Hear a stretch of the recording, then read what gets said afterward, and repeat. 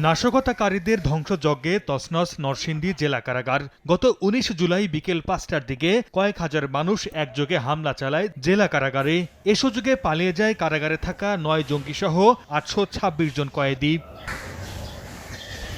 এ ঘটনার ২ দিন পর সোমবার দুপুরে ধ্বংসস্তূপে পরিণত কারাগারটি পরিদর্শনে যান পুলিশের মহাপরিদর্শক আব্দুল্লাহ আল মামুন। পালিয়ে যাওয়া কয়েদিদের স্বেচ্ছায় ফিরে আসার আহ্বান জানান তিনি।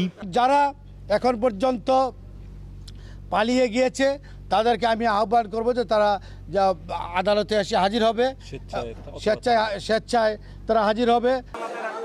পুলিশ প্রধানের আহ্বানে সাড়া দিয়ে মঙ্গলবার সকাল থেকে জেলা জজ আদালতে আইনজীবী সমিতির কার্যালয়ে পালিয়ে যাওয়া কয়েদিরা আত্মসমর্পণের জন্য আসতে থাকেন।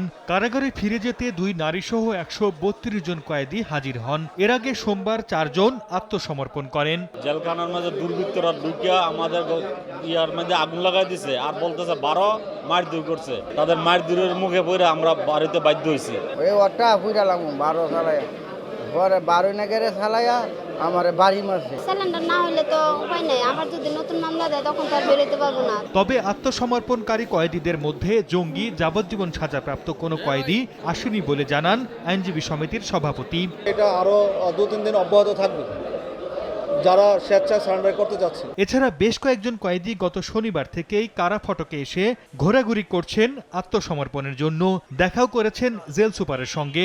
ভিতরে আমরা শুধু দেখছি যে আপনার লকআপ ভাঙতেছে, ভাঙা ফটক করতেছে, এখানে তোমরা চলে যাও, অন্তত তোমাদের জানের উপর আঘাত আসবে।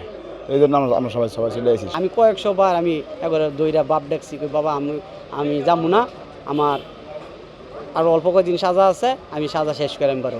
সুবাদের স্যারের সাথে এবং সুপারের সাথে পরামর্শ কইরা আমি সকাল আবার আইছিলাম স্যালেন্ডার করার জন্য। আত্মসমর্পণকারী কয়েদিদের আশপাশের জেলা কারাগারে পাঠানো হবে। পরে রাখার মতো অবস্থা হলে নরসিংদী জেলা কারাগারে নিয়ে আসা হবে বলে জানিয়েছেন জেলা প্রশাসক। তাদেরকে অন্য একটি কারাগারকে নেওয়া হবে।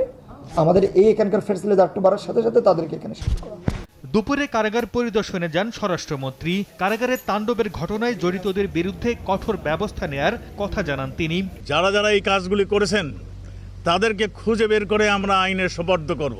এদিকে নরসিংদী জেলা কারাগার থেকে পালিয়ে আসা আব্দুল আলী নামে হত্যা মামলার এক আসামিকে ময়মনসিংহের ঈশ্বরগঞ্জের আঠারবাড়ি এলাকা থেকে গ্রেফতার করেছে গোয়েন্দা পুলিশ। সরদার মোহাম্মদ আরিফ, সময় সংবাদ।